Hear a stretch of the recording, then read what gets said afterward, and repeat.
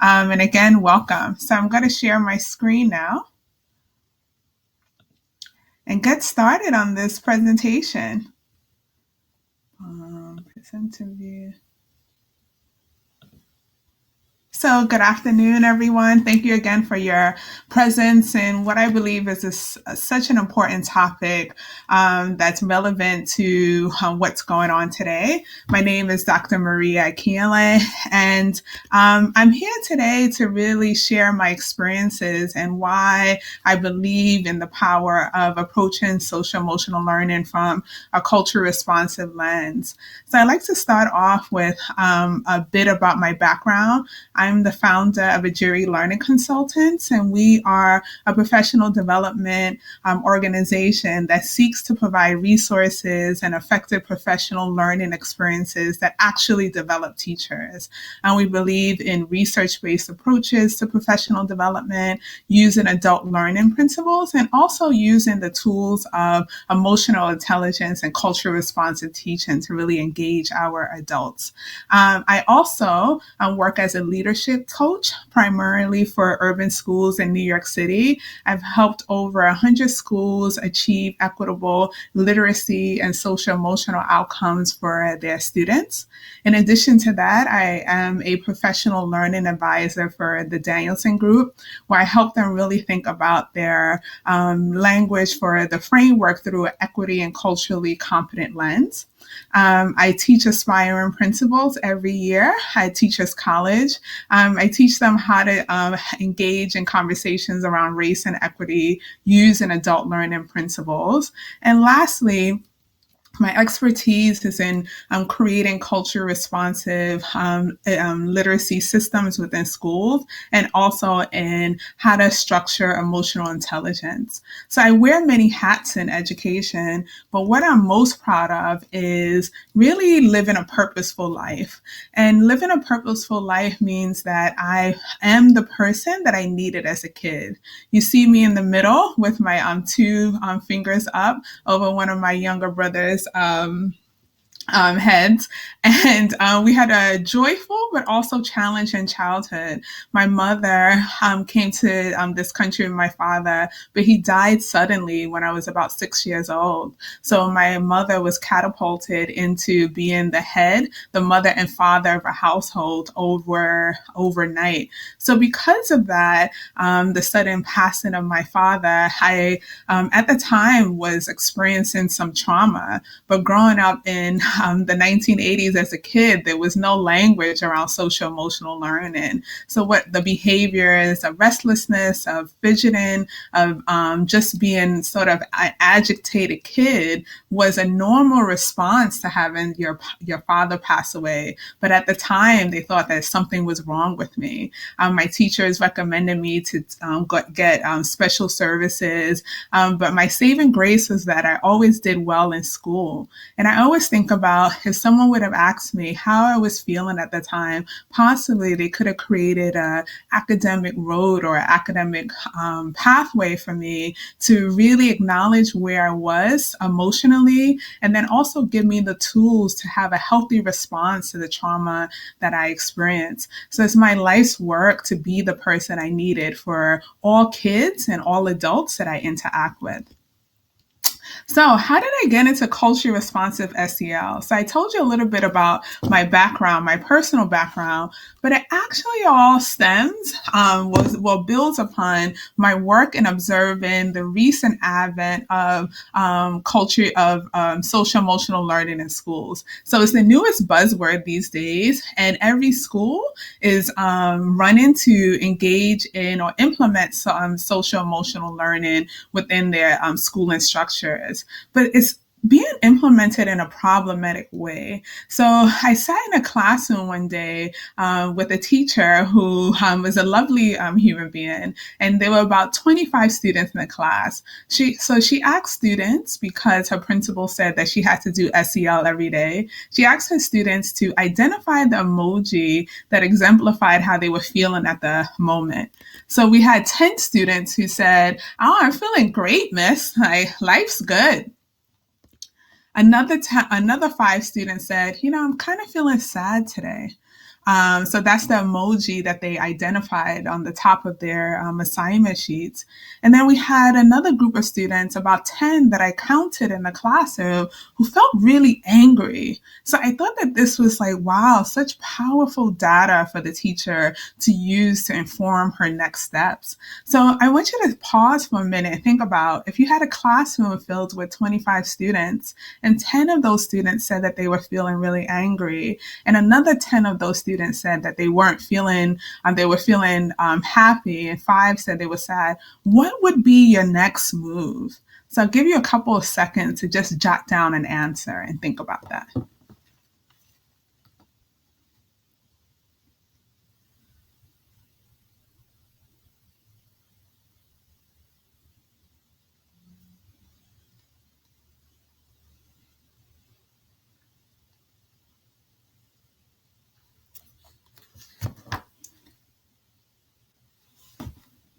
Well, I'm sure since we have esteemed educators here that you probably didn't do what the teacher did next. So what she did next was she said, okay, great. Now that we've done our SEL, let's look at our learning objective for today. Open your textbook to page 30. So I was new to this language around social emotional learning, but I felt like something ain't right about this. Something's not right about a group of students identifying their emotion, and then we're moving on to the next topic. And then when I dug a little deeper and I looked at who were the students who were actually angry, they were all the students of color. They were the students in the classroom who identified as Black or African American. So there was a unique phenomenon that was going on that I was really interested in finding out.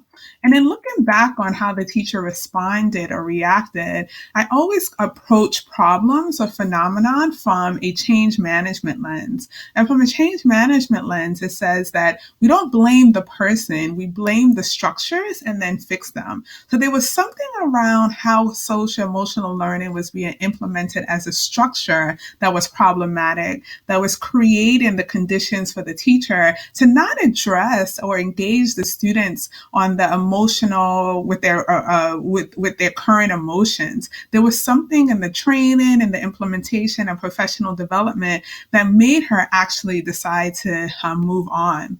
So when I probed a little deeper and I asked students what was going on, the day before there was a police shooting that was all over the news. So the students who were angry and the students who were sad were having a healthy response to inequitable phenomenon or an inequitable or traumatic event. So the teacher's inability to engage the student and discussion around processing these feelings was due to some structure of professional learning or her limitation in implementing SEL through a culturally responsive lens. So that was my first indication that engaging students in their emotions is a powerful, powerful tool, but it has to be done right. And there's certain conditions through implementation that we have to consider. Another reason why I became really engaged in social emotional learning was I was remembering an interaction I had with a student when I was a high school history teacher in the Bronx. I had a student named Raheem who was on track to go to college, except he needed one Regents to graduate. And although he passed all his classes and he passed all his regions, that global history regions really was like problematic for him, and he was really struggling to pass this regions. He had actually taken the exam 3 times. I can't imagine taking an exam 3 times and failing, and what that does to the psyche. So how he responded was he just wasn't coming to Regents prep. He just said, I don't want to do it anymore.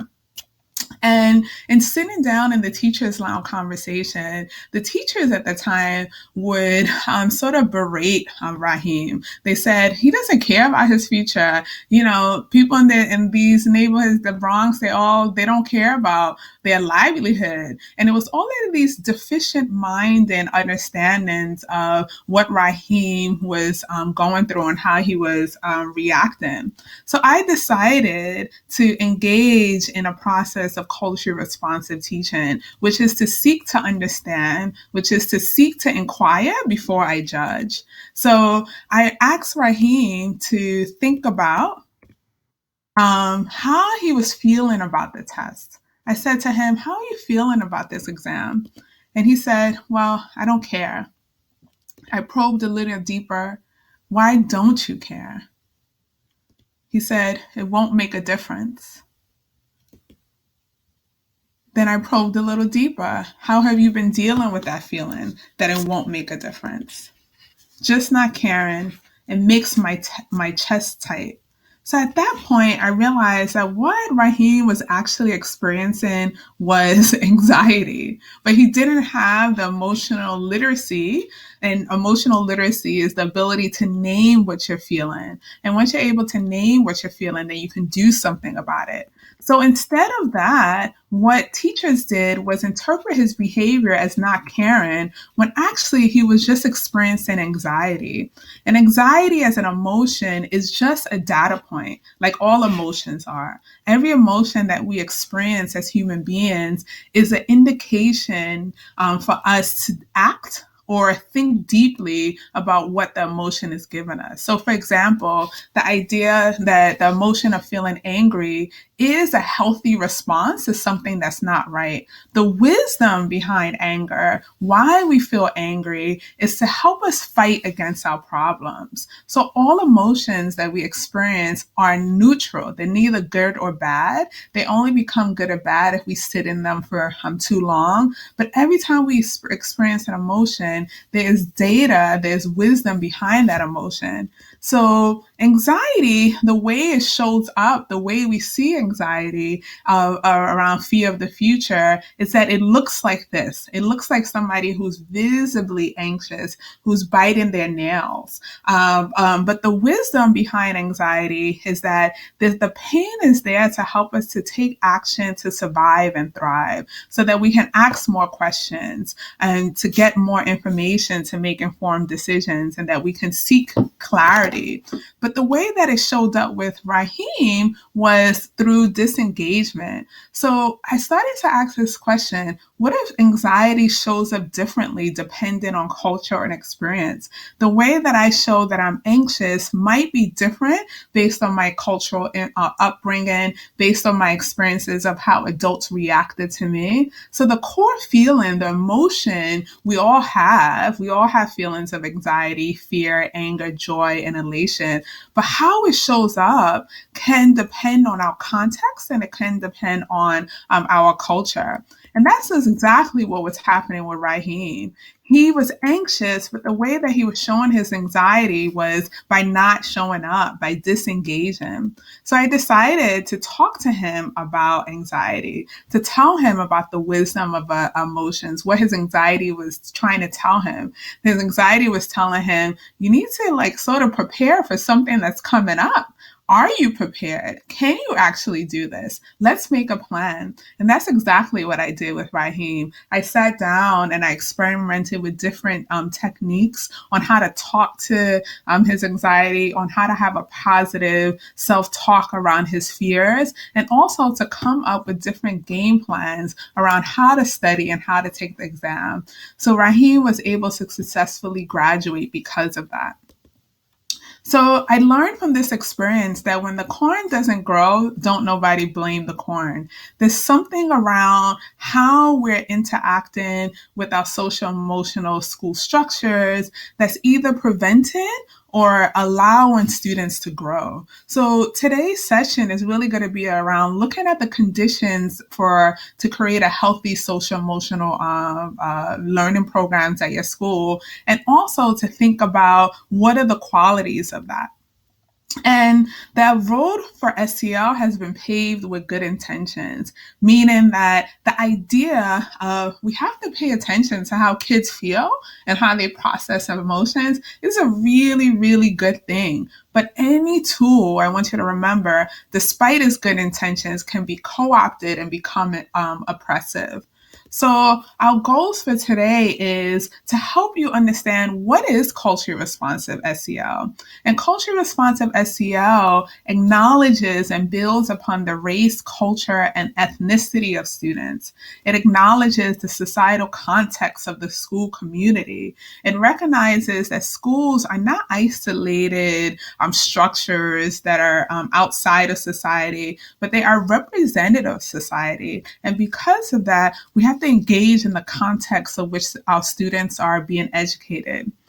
So culture responsive SEL also seeks to learn how emotions show up for people depending on their culture and teach them how to use it to make better decisions, pardon. So emotional intelligence is the ability to use my emotions to make an informed decision that allows me to live a healthier lifestyle, have healthy relationships. And lastly, culture responsive social emotional learning is about helping students use emotions to have high expectations for themselves and others, to use culture and context as assets, for me to be able to appreciate my culture, appreciate another person's culture, and navigate those differences. And lastly, culture responsive SEL is about developing students' social emotional, social political consciousness. So I'll just stop there for a minute and see what's really resonating with folks. If you want to, I don't know if the chat feature, oh, it is working. Okay. Based on what I just shared, what's really resonated with you in terms of how people implement SEL and how it could be done in a culture responsive way based on what I just shared?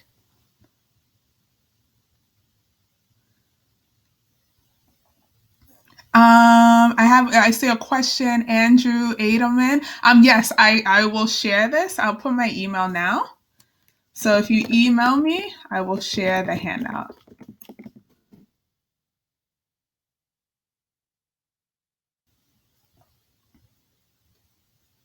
Okay, it seems like the presentation is working, so I will keep going. So as we go through the presentation, just keep thinking about what is culture responsive SEL look like when it's done well, and what is sort of the problems of implementation. So I will share my screen again.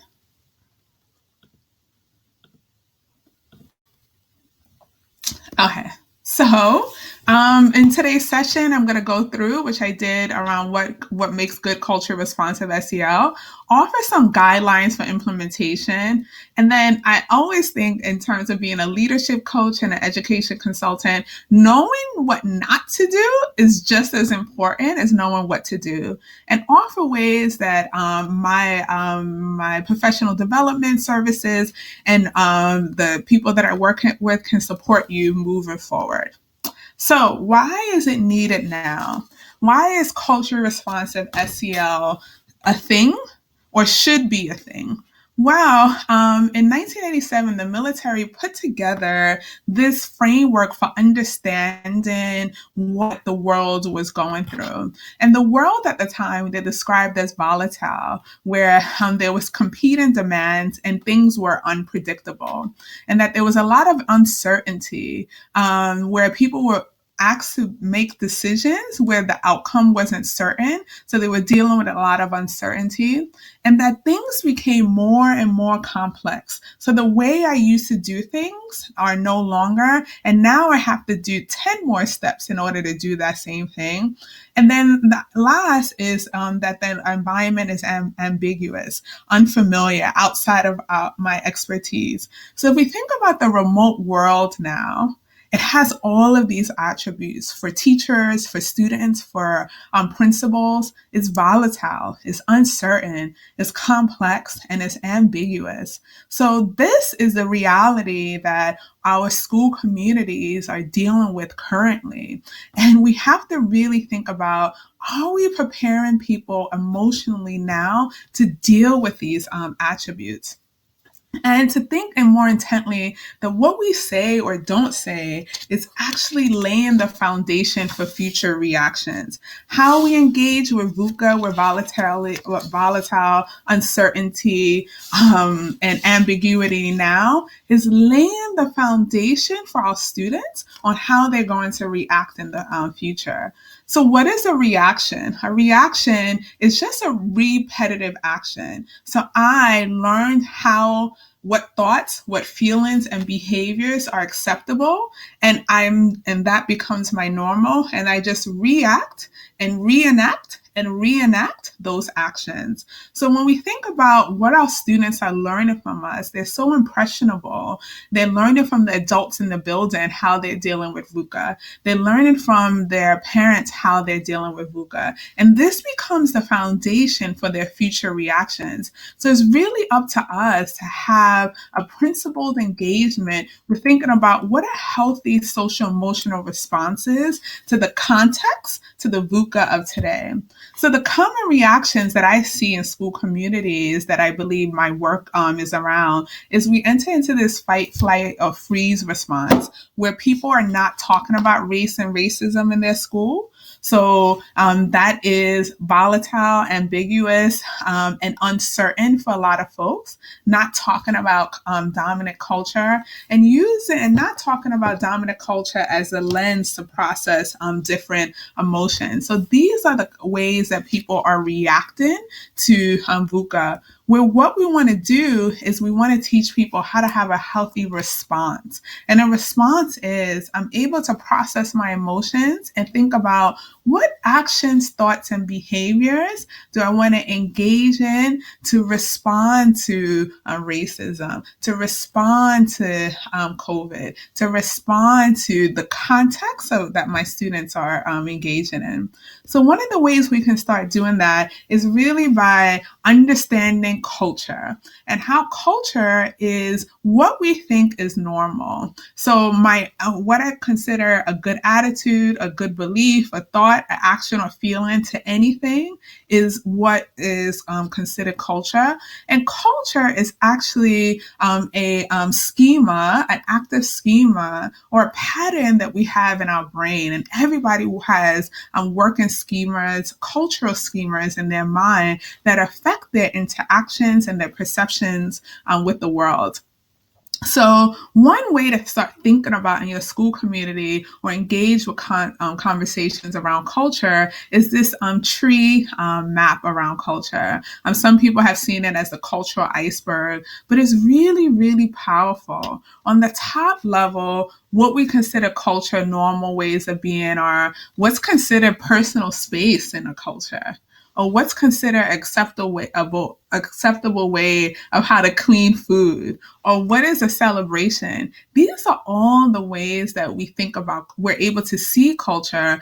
But what we want to do as educators and as instructional leaders and leaders of our school community is to seek to understand the roots of culture, what the things that are not seen. So I have this question here on the right, and the question is, at what age is someone considered an adult in your culture? That's not something that I can just see by interacting with somebody. That's something that I have to learn and engage in a conversation with somebody, but it has a tremendous impact on how I interact with children. So in my culture, if I think that someone is adult at 16, then I'm going to have different expectations around the supports that they get in a school building versus if I think someone's considered adult at the age of 28. So engaging your school community in these kind of conversations is going to be really, really important in developing a culturally responsive lens for your school. So one thing to think about in terms of implementing a culture responsive SEL is to remember what cultural responsiveness is. Cultural responsiveness came out of this desire to acknowledge the brilliance of African American teachers and teachers of color in successfully educating students of color. So there were common attributes that these teachers had. And Gloria Ladson-Billings named three. She said these teachers who were successful with a variety of different students, with their students, had high expectations. They saw students' culture as an asset, not a problem, and they engaged students in understanding their social political context. Now, we tend to think about culturally responsive teaching as something that is only applicable to students of color, but when in reality, culturally responsive teaching has been going on for the dominant Eurocentric culture since the inception of public education in the United States. So we need to think about that our school curriculum, our understanding of social emotional learning is culturally responsive to Eurocentric white ideals. And it's our job now to really create learning expectations, learning structures and social emotional structures that speak to the culture and the needs of the audience, of the students who are in front of us. And I believe that emotional intelligence can really help us do that. And again, simply put, there's a variety of definitions out there. Emotional intelligence is just really being smart about my emotion. It's recognizing, oh, I'm really angry right now. It's probably not a good idea for me to send out this email, but it's acknowledging my anger so that I can make an informed decision that benefits me. And the way that the marriage between emotional intelligence and culture responsive teaching, I think is a beautiful marriage. And we engage students in being smart about their emotions. They can have high expectations for themselves and others, for their own communities, for their own cultures, and have that same expectation, dismantling stereotypes for other cultures as well. The other thing about this beautiful marriage between culture responsive pedagogy and social emotional learning is that the outcome, when it's done well, creates positive cultural identities for students. And what is a positive cultural identity? Where I have a sense of humility, meaning I know things about my culture, I know things about other people's culture, but I don't know everything. So I'm always humbly going into any new space, seeking to understand, seeking to inquire, letting go of my biases, letting go of my judgment. And that part of having a positive cultural identity is also having an appreciation of differences, being tolerant and respectful of cultural differences and how to navigate those differences. But I think the biggest asset of having a culture responsive social emotional lens is when we use our emotions to create a better society for ourselves and others. So people are supposed to use their knowledge to create a better world, and access and using our wisdom of our emotions will allow us to do that. And it's worth mentioning that this is not new. So educators attending to the social emotional health of their schools or of their students, paying attention to it, helping students manage their anger, navigate their emotions in order to create a better society. This has been the paradigm of Black education since Reconstruction era. So during Reconstruction era, African Americans were granted the right to educate their own in their own schools. And if you look at the curriculum, if you look at the guidelines, they always talked about attending to the emotional needs of their students. And on the picture of the right, you see a picture of the Student Nonviolent Coordinating Committee. And this was a civil rights activist group in the 1960s that really used nonviolent communication as a way to bring awareness to the injustices of society. So they had to manage their anger. They had to navigate their emotions so that they wouldn't react to violence, and that their non-reaction actually was a response to the violence that they were experiencing, but they really had to engage with their emotions in a healthy way. So these are all the ways that we are building upon the tradition. So what is to be done now? Well, one is if you have a framework, a social emotional framework that you're using at a school, great. If you don't, then it's time to adopt one. And what is a healthy culture responsive social emotional curriculum? So I partnered with an organization called 6 Seconds, which I think has the most brilliant competency based model for emotional intelligence that I've seen and I've studied a lot, that I use with in my trainings, that I use with students, that I use with staff. And they believe that social emotional intelligence boils down to three things. I have to know myself, what I'm feeling. I have to be able to choose myself, understanding what choices do I have in a response, and then also give myself, why does this matter to me? So these questions can be used, although they're just supposed to be for emotional intelligence, they can be used in a variety of contexts. And remember, culture responsive teaching is honoring the context and the cultures of your students. So what does that look like? So this is an image here of an ICE detention center. And as soon as this image comes up for folks, we have a response. We have a response in our bodies. So we want to engage students in that emotional response to help them think deeply about this issue and possibly create solutions to this issue. That, I think, is the beauty of teaching, is that the youth, that next generation is more innovative, is bolder, and we're teaching and we're cultivating their minds to embolden them to a better society. So what does this look like? Well, I'll ask you for a minute if you want to type in the chat.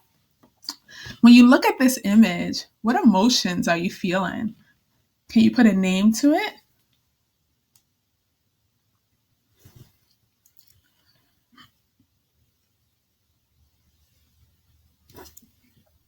Now I'm going to probe a little deeper. What's driving your feelings about this situation? What's driving your feelings about this situation?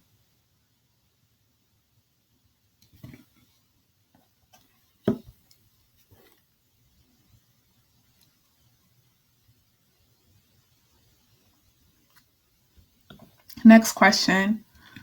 You identified what you're feeling.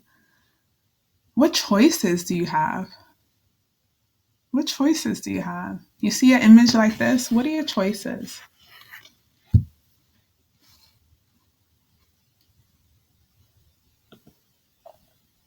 Now to dig a little deeper, if you had a magic wand and you could make a wish to improve the situation, what would you wish for? How could you move towards that situation without a magic wand?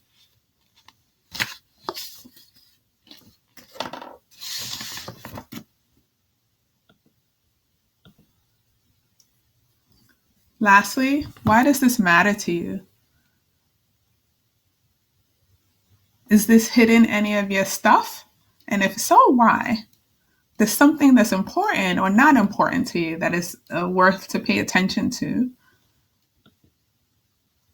So to dig a little deeper, if you were to look back on this situation 10 years from now, what part of this might still feel important to you?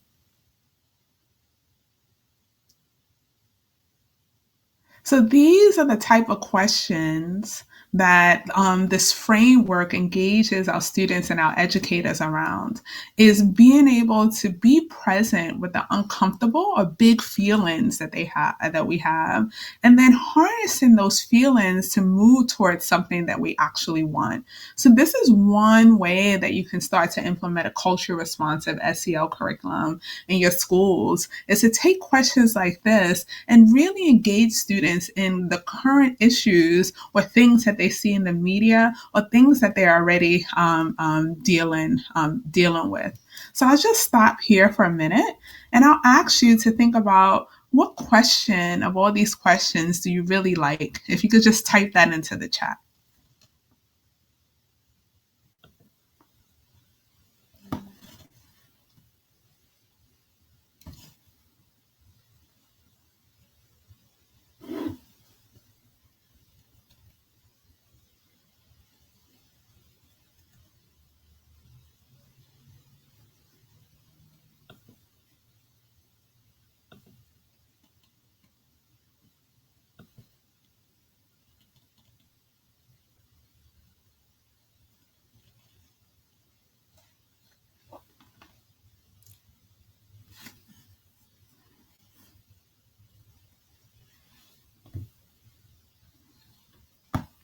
Okay, so I'll go back to the sessions.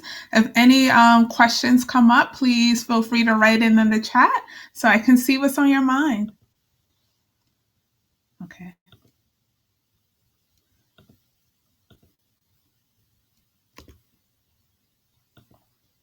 Another protocol that's part of this framework is think, feel, act. It's the idea that our emotions are response to what we are feeling, a stimuli, how that influences what we think and how that influences how we act. So we're in the era of COVID, and so many schools that I work with in New York City have not actually had conversations with students around COVID. So again, it's not being culture responsive. Culture responsive is I see the issues that people are going through, and I want to help them think through that so they can access their own inner power. So these are some questions that you can use in a variety of contexts around different topics in your classroom. When you think of COVID, what feelings come up? What thoughts? What actions are you considering? And when we engage students in thinking about that, and they're able to share their responses, a beautiful thing happens. We're able to engage them in their strengths. We're able to acknowledge where they are, and we're able to possibly interrupt a reaction. So our actions and our feelings and our thoughts all are reinforced. So an example is I'm feeling anxious about or fearful around COVID. So I have these repetitive thoughts that if I touch something, that it's going to affect me. And the action that I take is that I'll stay away from everybody. So the action reinforces the feeling, and the feeling reinforces the thought. But a beautiful thing happens when we share things. When we share, we're able to feel connected to others, and we're able to learn about how others are processing and ideally giving us a new way to respond. So this think, feel, act can be also used across content areas. So having content-specific examples or subject-specific examples, you can use this to talk about any difficult subjects. I've used this protocol in studying the civil rights movement when I work with history teachers. And I ask students to think about when they see an image like that, what are they feeling? What are they thinking? What actions are they considering? Now, I love this protocol because the action is where we often get, or where we are, that is often shortchanged. We don't think about the actions that lead to change often enough, and really engage in this cognitive muscle for students. I think it's a promising endeavor that can lead to transformation. So the culture responsive SEL curriculum that we have breaks down social emotional competencies with a culture responsive lens. It has 12 lessons that teachers can use to engage in difficult topics and also replicate with contexts that are unique to that particular school community. We also have 10 lessons that engage the school across the school with parents, teachers, students, administrators around a topic of study. So a topic of study is how to lead with compassion, or what does it mean to be a kind person. Engage in the whole school community around this, and heightens a sense of belongingness, and also enables people to be able to make changes in their life by learning from other people. And our curriculum also has subject matter based discussion prompts, like really engage in the English teacher and the social studies teacher and the math teacher around content specific SEL discussions. So the competencies that are part of the curriculum, I think, are fantastic, and I think that they help people access their own inner wisdom. So at the beginning of the presentation, I talked to you about knowing yourself, choosing yourself, and giving yourself. And within each of these pursuits of knowing who I am, I have to be able to know my what I'm feeling, which is my emotional literacy and recognizing patterns. So I'm going to go through these competencies, and you can think about what competency do I really want to start engaging students and thinking around so that they can feel better about themselves and make better decisions to lead a happier life. So the context that we're living in terms of VUCA is that we have a racial pandemic. America, and what it feels is really coming to terms, or we hope is coming to terms with issues of racism in this country. So how can we use our emotional intelligence to have these hard conversations and learn from what's going on in the world? Well, from the know yourself competency, knowing emotional literacy is I have to know what I'm feeling. So this is where we teach students that there are 8 core emotions, and those core emotions manifest themselves differently in different cultures. And then the other competency is recognizing my pattern. So when I look at this image of a protest, what's the feeling that comes up for me? And then, is this a pattern? Every time I see a protest, do I have the same feeling over and over and over and over again? And is this pattern actually serving me? So these are the type of questions that we engage the whole school community around in order to be more culturally responsive. The second pursuit is choose myself. So I look at this image of George Floyd and I see apply consequential thinking. What are the pros and cons to me doing something or not doing something? Having students really think about the consequences of their thoughts, the consequences of their actions, and the consequences of their emotions. The next competency is navigating. What's the wisdom behind this emotion? If I'm feeling helpless every time I see a protest, what's the wisdom behind that? Oh, the wisdom is that I'm fearful. I'm fearful that things will never change. Is that something that's actually serving me? And then engaging in my intrinsic motivation. What do I believe to be true about human nature? What do I really want? What I really want is for everyone to have human rights. And this exercise optimism competency is one of my favorite. We tend to think about optimism as just seeing the glass as half full all the time. But optimism is really about having choices and seeing choices in everything that I do. So what choices do I have when I see a protest? Is there something is it an action that I can take? Is there something that I need to continue doing or something that I need to stop doing? And lastly, the SEL competency is pursuit, and the competencies are give yourself. So how will my actions impact other people? If I'm a member of a marginalized group, what would doing nothing, how would that impact others? If I'm a member of a dominant group, how would this impact others? And the last part of this competency model that I love is this pursuing noble goals. And noble goal, according to 6 Seconds, is the idea that everybody has a unique gift in this world that they're supposed to leave their mark on. So my noble goal is to activate strengths in every person that I interact with so that they can actualize positive change in their life. So is my action or reaction or response serving or hindering my noble goal? So this is the competency-based model that is part of this curriculum. That has proven to be very engaging for students and engaging them emotionally, and then also strengthening their academic skill set to think critically about the choices in their life and the impact of that choices on other people. So when you're adopting an SEL curriculum, it's important that you have students share their experiences so they are able to build upon their strengths, and do not ever adopt any curriculum blindly without building upon your students' strengths. And what that means is really knowing what your students can already do. Part of our model of the culture responsive emotional curriculum is really thinking about how do the students feel? How have they dealt with stress? How have they dealt with injustices? We can learn a lot about students when we seek to understand them and build upon their strengths. That's the culturally responsive way.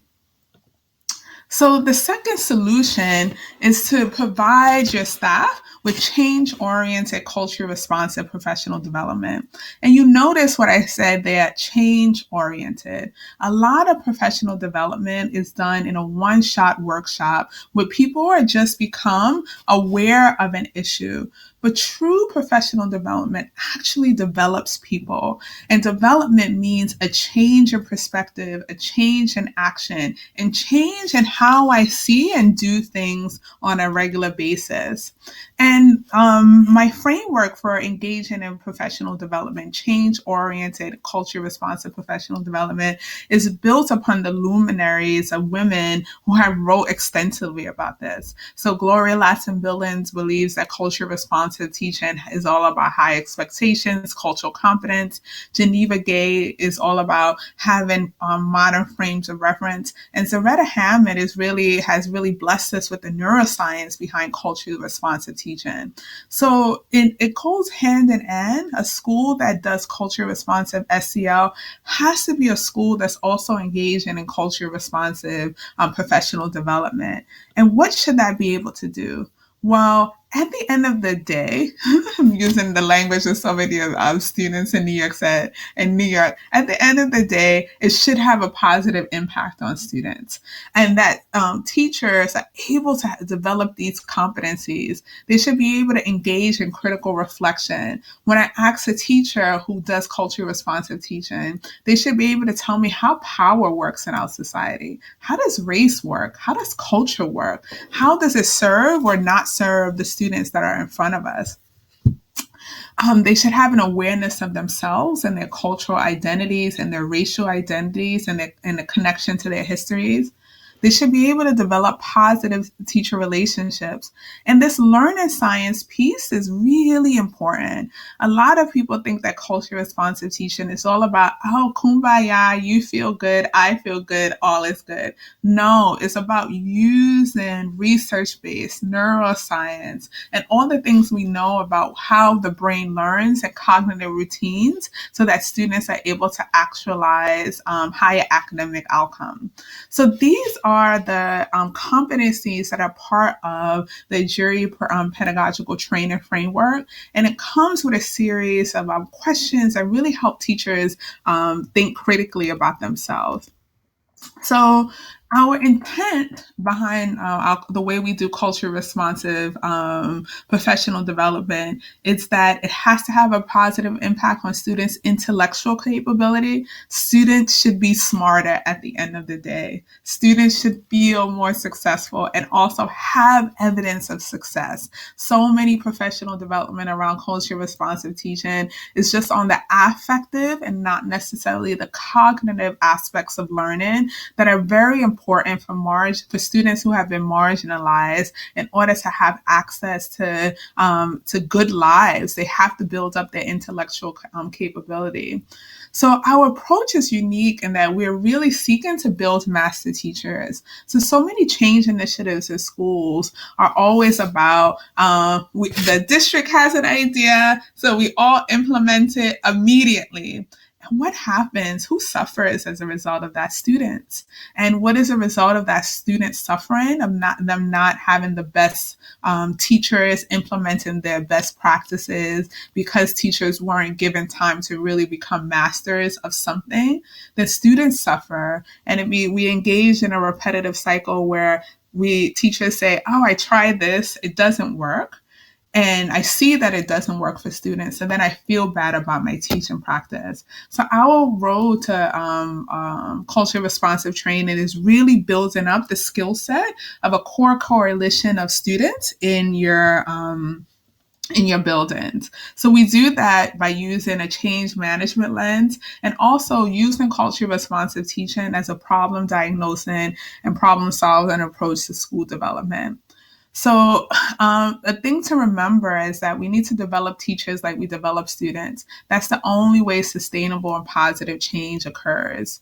And do not equate culture responsive teaching with a list of strategies. It's not that I can just give teacher A 5 things to do, and then all of a sudden he or she is a culturally responsive teacher. It's really a way of being. It's a way of seeing children from a strengths-based approach. It's a way of believing that society is inequitable, and through my teaching and through my interaction with students, that I am going to create a more equitable space for my students so that the world becomes more equitable. So it's really a philosophical stance that teachers engage in. So the last recommendation is to engage in change-oriented racial justice professional development, because this is the context that all of our students are being engaged in. And we know that emotions and race put people on high alert, that any topics about race, racism, or equity are charged topics. And what they do is they activate the amygdala, and the amygdala cuts off from our prefrontal cortex. So we don't have access to long-term thinking or long-term response. But by engaging in social emotional learning, we can have conversations longer. So the reason why engaging in racial justice work is important is that I never want to have a student that would respond in this way. We know that social media has long-term consequences for whatever people post. So this actress was designated to play the first African-American or Black Ariel. And Twitter, because of implicit bias and also because of racism, went through a diatribe against her. And they created a hashtag, Not My Ariel. Imagine, this is a cartoon, but because racism is such part of the American psyche, we can't even imagine, or some people can't even imagine, having a Black mermaid, a fictional character. And there are people who said horrible things to her in response to this hashtag. I never want to be a teacher of a student who can potentially write this. So I believe that engaging in racial justice work and racial justice professional development is one way we can build up the skill set of our teachers. So racial justice professional learning helps schools develop a shared language around race and racism and build up their racial literacy skills. It helps individuals develop healthy responses or comebacks to inequity. It's not that we're not supposed to do anything without anger, but we need to think about how to engage our anger in a healthy way that leads to transformation. Part of this training is giving educators tools and processes to engage in discussion and transformation. And our approach meets people where they are to get them where they need to be. So in essence, if you want to engage in school-wide culture responsive SEL practices, get a curriculum that is culture responsive. And what that means is that it honors the culture and the context of the students that you are in. If you have a SEL curriculum, think about, what is the context? What is the culture that I can infuse with this curriculum? Start to build a coalition of master culture responsive teachers that it can exemplify best practices and approaches. And then this work around being culture responsive cannot be done without building up our racial justice competencies. So it's my firm belief that designing great teaching and learning experiences necessitates that we as educators focus on the why, the what, and the how. So my approach to professional development is not just giving people do this and don't do that, but it's really engaging people in conversations around, why is it important that we do culture responsive SEL? Why is it important that we have racial justice conversations?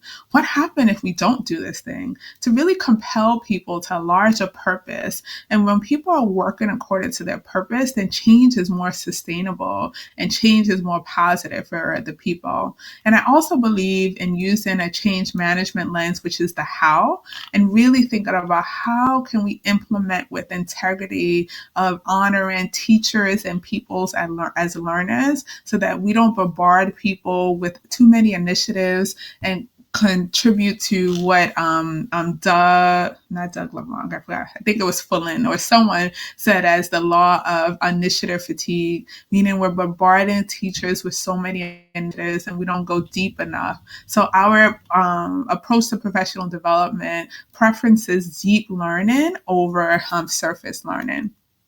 So how can I support you? Well, if you want to reach out in any regard, these are all the different avenues. I am on Twitter. You can send me an email. And my purpose is to really help leaders create schools where students of color thrive, and all students thrive as well.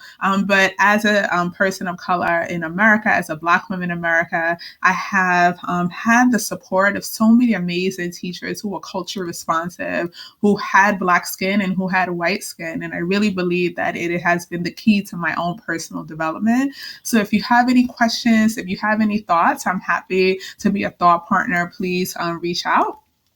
And then if you're interested in any of our offerings around implementing a culture responsive curriculum or engaging in the creation of master teacher coalitions or becoming a racial just school, you can use this QR code and it will take you to a link.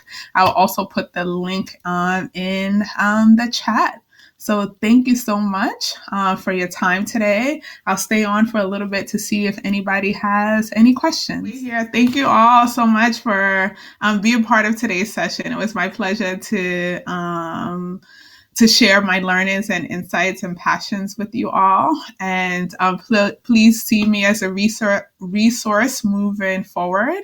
Feel free to email me at any time or reach out. Thank you so much.